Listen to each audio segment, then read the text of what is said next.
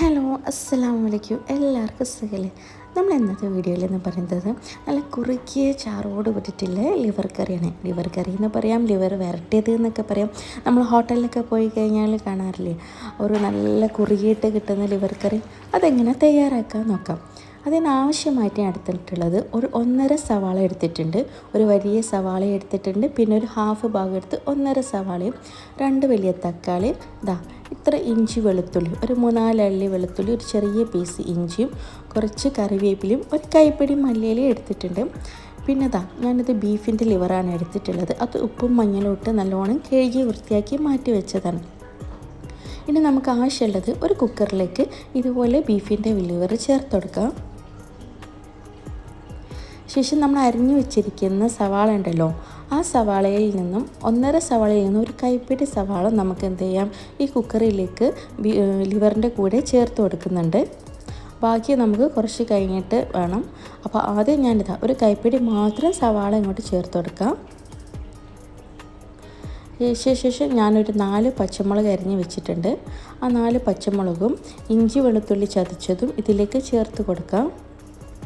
ഇനി നമുക്ക് 1 ടീസ്പൂണ് മഞ്ഞൾപ്പൊടിയും 2 ടീസ്പൂണ് മുളക് പൊടിയും 1 ടീസ്പൂണ് കുരുമുളക് പൊടിയും 2 ടീസ്പൂൺ മല്ലിപ്പൊടി ഇതിലേക്ക് ചേർത്ത് കൊടുക്കുന്നുണ്ട്. പാകത്തിനുള്ള ഉപ്പും ചേർത്ത് കൊടുത്ത് ഒന്ന് കൈകൊണ്ട് നല്ലോണം മിക്സാക്കി കൊടുക്കണം. കൈകൊണ്ട് നല്ലോണം ഞെരടി മിക്സാക്കി കൊടുക്കാം.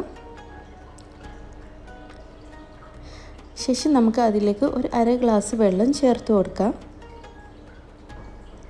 പിന്നെ ഒരു 2 ടീസ്പൂൺ വിനാഗിരി അല്ലെങ്കിൽ സുർക്ക എന്നൊക്കെ നമ്മൾ പറയില്ലേ, അതൊരു 2 ടീസ്പൂൺ ഇതിലേക്ക് ചേർത്ത് കൊടുത്ത് 1/2 ഗ്ലാസ് വെള്ളം കൂടി ചേർത്ത് മിക്സ് ആക്കിയിട്ട് നമുക്ക് ഇതൊന്ന് വേവിക്കാൻ വെക്കാം.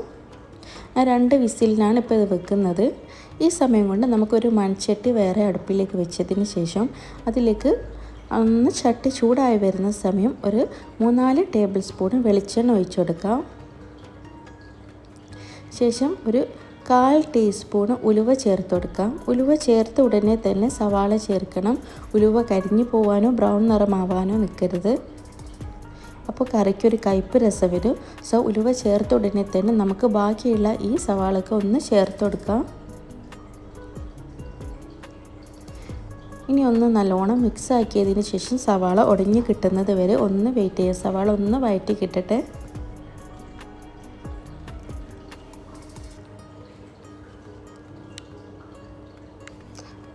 പാകത്തിനുള്ള ഉപ്പ് ചേർത്ത് കൊടുക്കാം ഈ സമയം. ഇനി നമുക്കൊന്ന് മൂടി വെച്ചിട്ട് ഇതൊന്ന് ചെറിയ തീയിലിട്ടിട്ട് ഒന്ന് വേവിച്ചെടുക്കാം.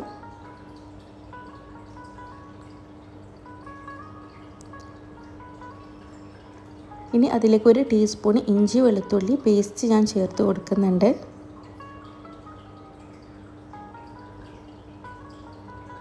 ഒന്ന് നല്ലോണം ഒന്ന് വഴറ്റി കിട്ടുന്നത് വരെ ഒന്ന് വെയിറ്റ് ചെയ്യാം. ഇപ്പോൾ അത്യാവശ്യം നല്ലോണം സവാള വഴറ്റി കിട്ടിയിട്ടുണ്ട്. ഇനി നമുക്ക് അരിഞ്ഞു വെച്ചിരിക്കുന്ന തക്കാളി ഇതിലേക്ക് ചേർത്ത് കൊടുക്കാം. 2 വലിയ തക്കാളിയാണ് ഞാൻ ഇതിലേക്ക് ചേർത്ത് കൊടുത്തിട്ടുള്ളത്.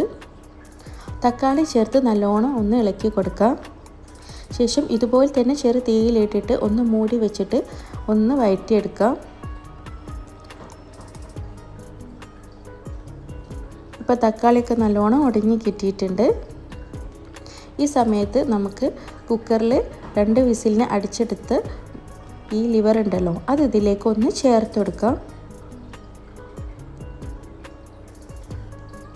കണ്ടല്ലോ, ഇപ്പം തന്നെ കാണാൻ എന്തോരം ഭംഗിയാണ്. നല്ല അടിപൊളി കുറുകിയിട്ടുള്ള ലിവർ കറിയാണ് കേട്ടോ. ഇത് ഭയങ്കര ടേസ്റ്റാണ്. ഒന്ന് ഈ രീതിയിൽ നിങ്ങൾ തയ്യാറാക്കി നോക്കണ്ടേ.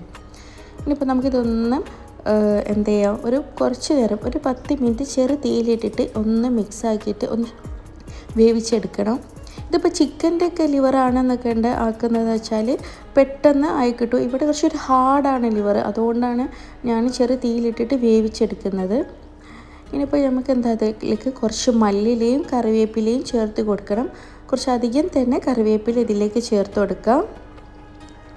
ഇനി ഞാനൊന്ന് ചെറിയ തീയിലിട്ടിട്ട് സിമ്മിലിട്ടിട്ട് ഇതൊന്ന് മൂടി വെച്ച് വേവിച്ചെടുക്കുന്നുണ്ട്.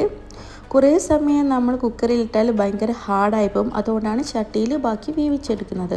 ഇനി നമുക്ക് വേറൊരു ഇതുപോലെ പാത്രത്തിലേക്ക് 2 ടീസ്പൂൺ വെളിച്ചെണ്ണ ഒഴിച്ചിട്ട് 1 ടീസ്പൂൺ മുളക് പൊടിയും 1/4 ടീസ്പൂൺ മഞ്ഞൾപ്പൊടിയും ചേർത്ത് കൊടുക്കണം. ഈ സമയം ഫ്ലെയിം വളരെ ചെറിയ തീയിലായിരിക്കും കേട്ടോ ഫ്ലെയിം വെക്കേണ്ടത്. പൊടി കരിഞ്ഞു പോവാണ്ട് ഒന്ന് ആ പൊടിൻ്റെ പച്ചക്കുത്ത് മാറുന്ന വരെ മാത്രം 1 സെക്കൻഡ് മാത്രം ഇതുപോലെ വെളിച്ചെണ്ണയിലിട്ടൊന്ന് മൂപ്പിച്ചെടുത്താൽ മതി. ശേഷം നമുക്ക് ഇതുപോലെ നമ്മളുടെ ലിവർ കറിയിലേക്ക് ഒഴിച്ചെടുക്കാം. ഇപ്പോൾ നമ്മുടെ അടിപൊളിയായിട്ടുള്ള ലിവർ കറി തയ്യാറായിട്ടുണ്ട്. നിങ്ങൾ മസ്റ്റായിട്ടും ഒന്ന് ഈ രീതിയിൽ തയ്യാറാക്കി നോക്കണ്ടേ. അപ്പോൾ ഇൻഷാ അല്ലാ നെക്സ്റ്റ് വീഡിയോയുമായി കാണാം. ഇഷ്ടപ്പെട്ടാൽ ഒന്ന് സബ്സ്ക്രൈബ് ചെയ്യണം കേട്ടോ. അതുപോലെ തന്നെ ഒന്ന് ലൈക്ക് ചെയ്യണേ. ഉണ്ടാക്കി നോക്കിയിട്ട് ഒന്ന് ഫീഡ്ബാക്ക് അറിയിക്കേണ്ടി കേട്ടോ. സബ്സ്ക്രൈബ് ചെയ്യാതെയാണ് ആരെങ്കിലും കാണുന്നതെങ്കിൽ ഒന്ന് സബ്സ്ക്രൈബ് ചെയ്ത് സപ്പോർട്ട് ചെയ്യണേ.